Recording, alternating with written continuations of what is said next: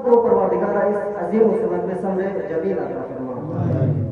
تو مختصر مجلس کے مطابق دعائیہ پروگرام ہے، تو انشاءاللہ مختصر مدت میں آپ لوگوں کی زحمتوں کو تمام کرنا چاہتا ہوں۔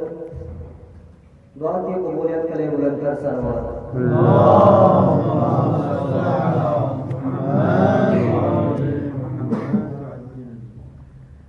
میرے عزیز دوستو، جوانوں، یہ پروردگار عالم نے جب سے تخلیق کائنات ہوئی ہے، ساتھ ہی پروردگار عالم نے یہ نظام دنیا میں خلقت ذی روح کے ساتھ پروردگار عالم نے موت کی بھی تخلیق کی ہے۔ یعنی کیا مقصد یہ ہے، جب بھی کوئی مخلوق دنیا میں آتے ہیں تو اس نے کسی نہ کسی دن، چاہے انسان ہو، چاہے حشرات الارض ہو، چاہے حیوانات ہو، جو بھی ہو، کسی نہ کسی دن اس نے واپس جانا ہے۔ یعنی ہر روز ہم کہتے ہیں کہ انا للہ و انا الیہ راجعون، ہم اللہ کی طرف سے آئے ہیں اور پلٹ کر اسی کی طرف جانا ہے۔ یعنی ہمارا بازگشت بھی وہی ہے، ہم آئے بھی اسی کی طرف سے ہے۔ لہذا ہر مخلوق دنیا میں جو بھی مخلوقات ہے واپس اسی کی طرف جانا ہے، لیکن جانے میں مختلف انداز ہوتے ہیں، طریقے مختلف ہیں، جانے کے انداز الگ ہے۔ ہر ایک کے الگ الگ طریقے سے کوئی سعادت مندانہ زندگی بسر کر کے، اس دنیاوی زندگی کو بھی سعادت بسر کر کے، اور اپنے اخروی جو زندگی کے مراحل ہیں اس کو احسن طریقے سے، سعادت مندانہ طریقے سے وہ اس دنیا سے چلے جاتے ہیں۔ لیکن چند ایسے ہوتے ہیں جو دنیا میں بھی مشکلات و پریشانی میں گرفتار رہتے ہیں، اور آخرت میں بھی مشکلات، پریشانی، مسائل اور مشکلات کے جو منازل ہیں ان کا سامنا کرنا پڑتا ہے۔ تو ہم دیکھتے ہیں، چونکہ ایک عالم دین کے نام پہ ہم نے مجلس ترحیم رکھا ہے، تو یقیناً علماء کی بہت فضیلت بیان ہوئی ہے۔ یہاں تک فرماتے ہیں کہ جب علماء دنیا سے چلے جاتے ہیں تو کائنات میں ایک فضا قائم ہو جاتے ہیں کہ دوبارہ اس فضا کو کوئی پر نہیں کر سکتا۔ اتنا حد تک فضیلت بیان ہوئی ہے، یعنی اس کا عالم کا مقام ہے کہ ہر کوئی اس منصب کو پر دوبارہ نہیں کر سکتا۔ لہذا جب عالم دین اس دنیا سے پہنچ جائے تو علماء کا دنیا سے جانا، جس طرح ہم کہتے ہیں شہداء مرتے نہیں ہیں، وہ ہمیشہ زندہ ہوتے ہیں، قرآن پاک میں موجود ہے، زندہ ہوتے ہیں شہداء اور اللہ کے ہاں سے رزق پا رہے ہوتے ہیں۔ تو اسی طرح العلماء باقون ما بقیت دہر، آپ طلاب کی مجلس سے زیادہ اس پر ڈسکس کرنے کی کوئی ضرورت نہیں ہے۔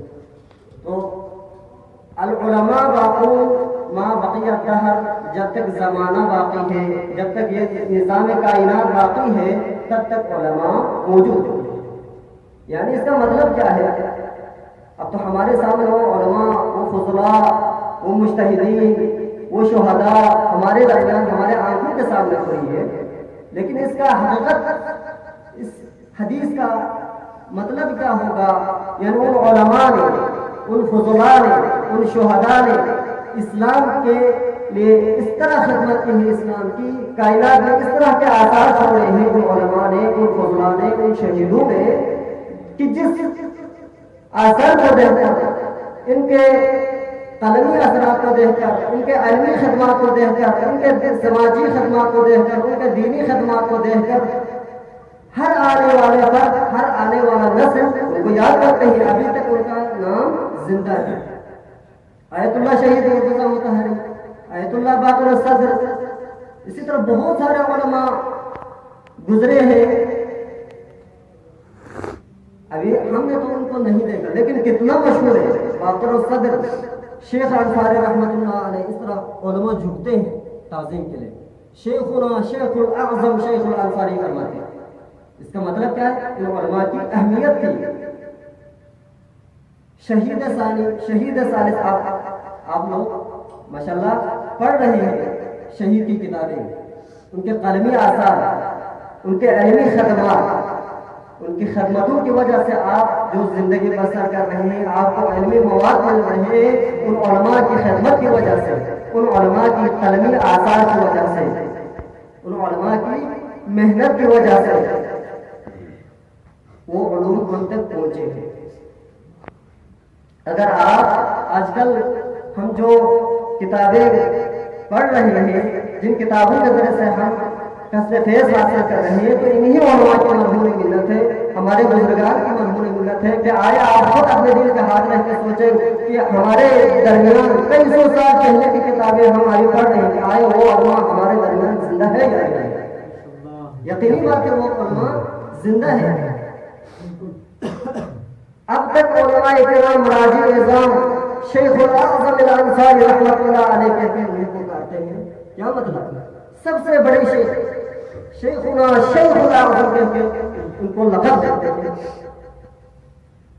तो मतलब ये है कि उलमा हकीकी उलमा जो आलिम रब्बानी होता है, जिनका मकसद कायनात में दो किस्म के ग्रोह, अगरचे मुख्तलिफ किस्म के ग्रोह होते हैं, लेकिन अगर इजमाली तौर पर अगर देखा जाए तो दो किस्म के लोग दुनिया में मौजूद हैं।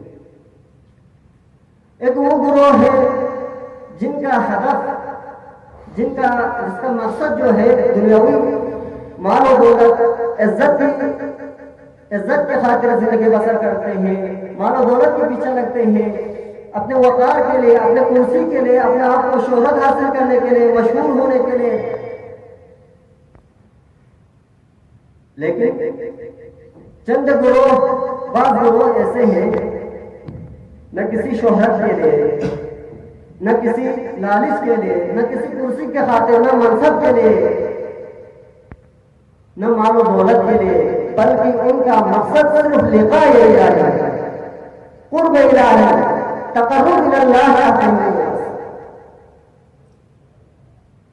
वो सिर्फ रिज़ायत इलाही का मकसद होता है।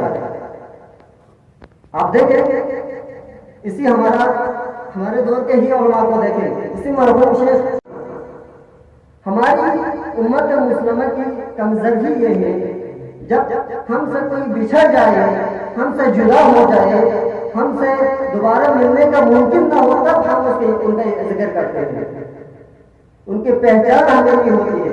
जब चले जाए, हमसे जुदा हो जाए, अब दोबारा उनसे मुलाकात मुमकिन नहीं है, तब हमें महसूस होते हैं, हमें एहसास होता है कि भाई कितने अहमियत का हमें थे उनका, कितना अजीम शख्सियत था, कितना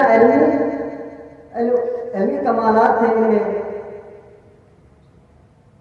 अक्सर मवारिद में ऐसा ही होता है, जब बंदा गुजर जाए, गुजरने के बाद हमें एहसास होता है। उम्मत मुस्लिमा में ये चीज़ मौजूद है।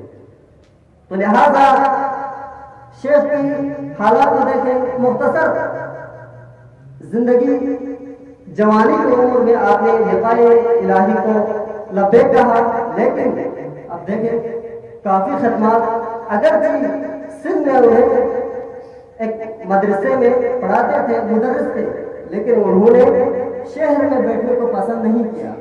क्यों? क्योंकि उलमा जब हम घर से निकलते हैं, किस मकसद से? एक आयत है, तो उस आयत में परवरदिगार आलम ने हमारे जाने का हदफ को, मकसद को बयान कर रहे हैं। क्यों निकलते हैं? ताकि दोबारा वापस आकर अपने जो देहातों में, अपने इलाके की जो इल्मी फुकदान है, उनको पूरा कर सके, न कि हमारा शहरों में बैठ के ऐश करना, हमारा मकसद ये नहीं है। तो इस मरहूम में भी इसी आयत के फलौला नफर मिन कुल्लि फिरक़तिन मिनहुम क़ाइफ़तुन यतफ़क़्क़हू फ़िद्दीन वलियुनज़िरू क़ौमहुम इज़ा रजअू इलैहिम लअल्लहुम यहज़रून। तो वापस आके अपने कौम को हिदायत करना था, इहज़ार करना था। तो शेख साहब ने भी इसी कुरान के आयत पर अमल करके दिखाया। क्यों? उन्हें काफ़ी लोगों ने फरमाइश की कि आप सिंध में बैठकर तदरीस करें। उनको बड़ा शोहरत था उनकी, لیکن ان کے دوست کی زبانی میں انہوں نے ریسرچ کیا ہے تو کہتے ہیں انہوں نے کہا کہ میں نے شہر میں رہنے کے لیے نہیں آیا، میں شہر میں ہمیشہ عیش و عشرت کے لیے مال دولت کے لالچ میں نہیں آیا، کیونکہ اس کو پتا تھا کہ گلگت بلتستان کا جو علاقہ ہے خصوصاً برال کا یہ سیاحتی مقام ہے، کیٹو کے دامن میں ہے، آپ سب جانتے ہیں اہل میں کیٹو کے دامن میں ہے، اور کیٹو پر دنیا کے ہر قسم کے لوگ آتے ہیں،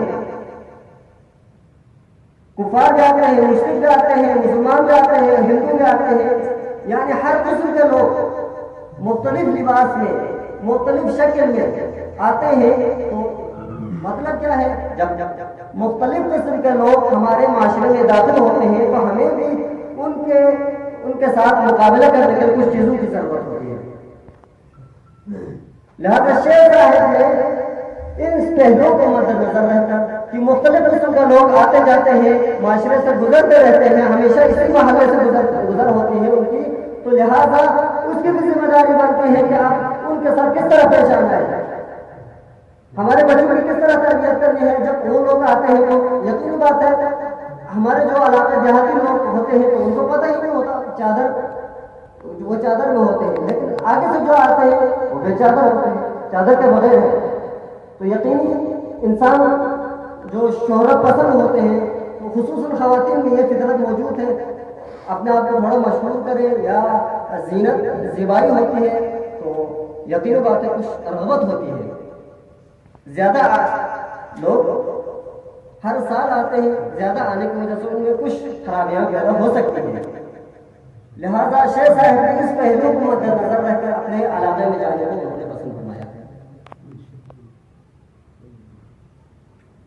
اپنے علاقے میں جانے کے بعد کافی خدمات انجام دی ہیں، مدارس تعمیر کیے ہیں، دینیا سینٹر بنائے ہیں، مساجد کے لیے خدمت کی ہے، یتیم و فقراء کے لیے، یعنی ہر قسم کے جو اپنے سے ہو سکے مختلف قسم کی اس مختصر زندگی میں انہوں نے خدمات انجام دی۔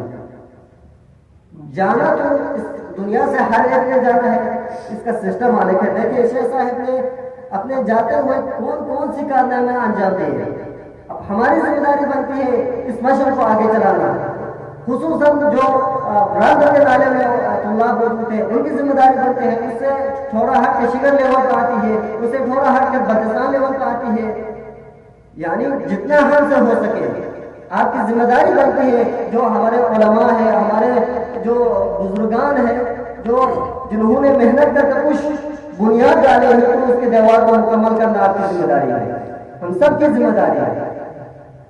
لہذا کائنات میں دو قسم کے لوگ ہوتے ہیں، صرف لقاء الہی ہے، اور دوسرا قسم ہے جو مال کے پیچھے ہے، دولت کے پیچھے ہے، عزت کے پیچھے ہے، کرسی کے پیچھے ہے، جن کا سب کچھ دنیا ہے۔ تو دنیا میں بھی وہ صحیح طرح نہ اپنے پیٹ کو بھر سکتے ہیں، نہ کسی اور کے لیے دے سکتے ہیں، نہ اپنے ساتھ قبر میں لا جا سکتے ہیں، نہ وہ کھا سکتے ہیں، کھانے کا بھی وہ افر کھا سکتے ہیں، کھاتے بھی نہیں ہیں، نہ بچوں کو کھلاتے ہیں، بس پیسہ ہو اور جمع بینک بیلنس ہے، ان کا مقصد یہ ہوتا ہے۔ لیکن جو قرب الہی چاہتے ہیں، لقاء اللہ چاہتے ہیں، علماء ہوتے ہیں، اسی لیے علماء کے علماء معقول ماں باقی دہر کیوں کہا، کیونکہ ان علماء کا مقصد نہ پیسہ تھا نہ دنیا کے خاطر انہوں نے جینا ہے زندگی، صرف اور صرف لقاء الہی، دین اسلام کی خدمت، محمد اور آل محمد کی دین کو، جس دین اسلام کو ہر فرد تک پہنچانا ان کا مقصد ہوتا ہے۔ لہذا یہ طریقہ ہمارے ائمہ اہل بیت علیہ السلام کا طریقہ ہے، یہ روش اہل بیت اطہار علیہ السلام کا روش ہے، جو پروردگار عالم نے ہم سب کو یہ توفیق دی ہے کہ دین اسلام کی تبلیغ کرے، حکم الہی کو پہنچائے، لِيَتَفَقَّهُوا فِي الدِّينِ وَلِيُنذِرُوا قَوْمَهُمْ إِذَا رَجَعُوا إِلَيْهِمْ لَعَلَّهُمْ يَحْذَرُونَ۔ آپ بھی جا کے اپنے قوم میں، اپنے گاؤں میں، اپنے علاقے میں، اپنے شہر میں جا کر انذار کر سکتے ہیں، تنبیہ کر سکتے ہیں، اوامر و نواہی کو پہنچا سکتے ہیں، احکام الہی کو بتا سکتے ہیں۔ لہذا پروردگار عالم نے آپ پر بھی بہت بڑی ذمہ داری آپ کو عائد کی ہے، یہ ہم سب کی ذمہ داری ہے، امر اوامر الہی اور نواہی الہی کو بتانا۔ چونکہ یہ اہل بیت نے ہم پہ ایک ذمہ داری عائد کی ہے، یہ اہل بیت کی طرف سے جب آپ اہل بیت کے مرکز میں داخل ہو تو اس کی بھی کچھ شرائط ہوتے ہیں، آپ پہ بھی کچھ شرائط عائد ہوتے ہیں، تو ان شرائط کے تحت آپ کو چلنا ہوگا۔ تو لہٰذا انہیں میں سے ایک آپ کی ذمہ داری یہ ہے، اہل بیت نے آپ کی ذمہ داری عائد کی ہے کہ آپ بھی خود پہلے اپنے آپ کو ٹھیک کریں، یعنی میرے اندر روحانی جو بیماریاں ہوتی ہیں سب سے پہلے مجھے اپنی روح کو پاک کرنا چاہیے۔ میرے اندر جو حسد کے بیماری ہے، بوجھ کے ہیں، مشکلات، اس طرح کی بہت سارے مشکلات روحی بیماری ہوتی ہے۔ جس طرح جسمی بیماری کے لیے ڈاکٹر ہوتے ہیں، اسی طرح روحی بیماری کے لیے بھی اہل بیت علیہ السلام ڈاکٹر ہیں۔ تو اہل بیت کے فرامین کے ذریعے سے، قرآن پاک کے ذریعے سے ہم نے اپنے روح کو پاک کرنا ہے پہلے، پھر جا کر لِيُنذِرُوا قَوْمَهُمْ إِذَا رَجَعُوا إِلَيْهِمْ لَعَلَّهُمْ يَحْذَرُونَ۔ اب دیکھیں تمام ائمہ اہل بیت علیہ السلام کی زندگی کو آپ دیکھیں، کیونکہ اہل علم کی مجلس سے پورا تفصیل سے بیان کرنے کا کوئی ضرورت نہیں۔ امام علی سے لے کر امام مہدی تک ہر ایک نے یہ کوشش کی ہے، ہر ایک کی ذمہ داری بھی یہی ہے کہ اوامر الہی اور نواہی الہی کو بتانا۔ مولا حسین علیہ السلام نے بھی یہی فرمایا تھا، کیوں؟ انی لم اخرج عشرا ولا بکرا ولا مفسدا ولا ظالما بل خرجت لطلب اصلاح امة جدی واريد ان امر بالمعروف وانهى عن المنکر واسير بسیرة جدی وابی علی بن ابی طالب۔ میں حسین جو نکل رہا ہوں، کس وجہ سے، ہدف کیا تھا؟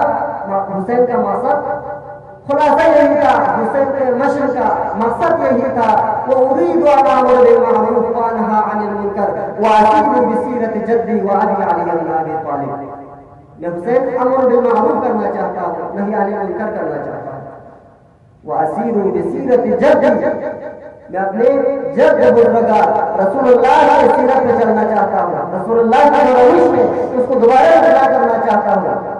وابی علی بن ابی طالب، اور میرے بابا علی بن ابی طالب کی جو عدالت ہے اس کو دوبارہ قائم کرنا چاہتا ہوں۔ یعنی کیا مطلب؟ مقصد یہ ہے حق اور باطل میں تمیز کرنا چاہتا ہوں، ظالم اور مظلوم میں تمیز دیکھنا چاہتا ہوں۔ لہذا ہم سب کی ذمہ داری ہے، پورے اہل بیت نے اپنی زندگی میں ان کا اصل ہدف 1,24,000 انبیاء کا یہی مقصد تھا کہ اوامر الہی کو پہنچانا، نواہی الہی کو پہنچانا۔ دین بہت آسان ہے، چند چیزیں ایسے ہیں پروردگار عالم نے ان سے روکا ہے، ان سے رک جانا، اور چند چیزیں ایسے ہیں جن کو کرنے کا حکم دیا ہے، جن کو انجام دینا، اسی کا نام دین ہے۔ تو خدا عالم نے بھی 1,24,000 انبیاء کو مبعوث فرمایا، اس کے بعد 14 معصومین کو، ان کے بعد ان کے جو نائبین ہیں، مراجع اعظام ہیں، علماء کرام ہیں، یہ ساری چیزیں ان کا مقصد کیا تھا؟ اوامر الہی اور نواہی الہی کو بتانا۔ لہذا عزیزوں، وقت بہت کافی ٹائم ہوا ہے، تو مختصر مسائل کے 2 جملے عرض کر کے ضمتوں کو تمام کرنا چاہتا ہوں۔ جب بندہ لقاء الہی کو چاہتا ہے تو یقیناً جب موت سے وہ کبھی ڈرتا نہیں ہے۔ آپ دیکھیں مولا امام حسین علیہ السلام اپنے اصحاب کے ہمراہ جا رہے تھے کربلا کی جانب، سفر کربلا میں تھے، تو ایک مقام پہ آیا، مولا نے نعرہ تکبیر بلند کی۔ جب نعرہ تکبیر بلند کرنا تھا، علی اکبر نے امام حسین سے سوال کیا، بابا اچانک آپ کا یہ نعرہ تکبیر بلند کرنا، ابھی تو اذان کا ٹائم نہیں ہے، وقت اذان نہیں ہوا، لیکن اچانک بابا آپ نے نعرہ تکبیر کیوں بلند کی؟ تو مولا حسین نے علی اکبر سے فرمایا، بیٹا ہم جا رہے تھے، اچانک منادی نے آواز دی کہ یہ گروہ جا رہے ہیں، بھاگ رہے ہیں، لیکن موت ان کے پیچھے پیچھے، موت ان کے پیچھے ہے، موت ان کی تلاش میں ہے لیکن یہ موت سے بھاگنا چاہتے ہیں. تو اس وقت علی اکبر نے عرض کیا بابا آیا ہم حق نہیں ہیں؟ الست ولنا مع الحق، آیا ہم حق نہیں ہیں؟ تو مولا حسن نے کیا فرمایا بنی علی الحق معنا، حق ہمارے ساتھ ہے اور ہم حق کے ساتھ ہیں. تو اس وقت علی اکبر نے کیا فرمایا تھا تو پھر بابا جب حق ہمارے ساتھ ہے اور ہم حق کے ساتھ ہیں تو موت سے کیا ڈر ہے؟ موت سے کیا خوف ہے؟ الموت احلی من العسل، موت اس وقت شیرین سے بھی زیادہ میٹھا ہے. المختصر زیادہ لوگ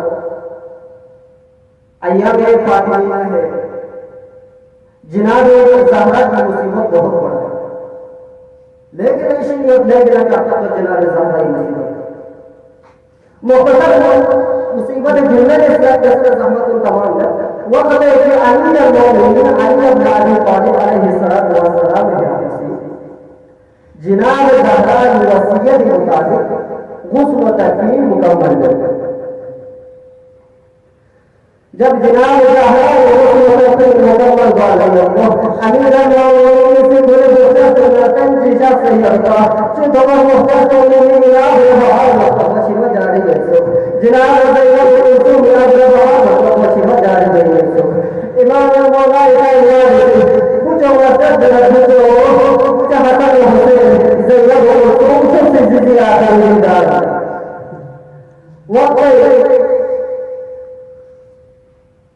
حسن میں حسین شخص زدی آخر دیدار آخر دیدار شخص زینب و کلثوم سے فریاد حسن میں حسین سے فریاد بن محمد المختصر بے حساب مصیبت زہرا زہرا کا شفا بہت بڑا فریاد کچھ حسین شخص میں مجھے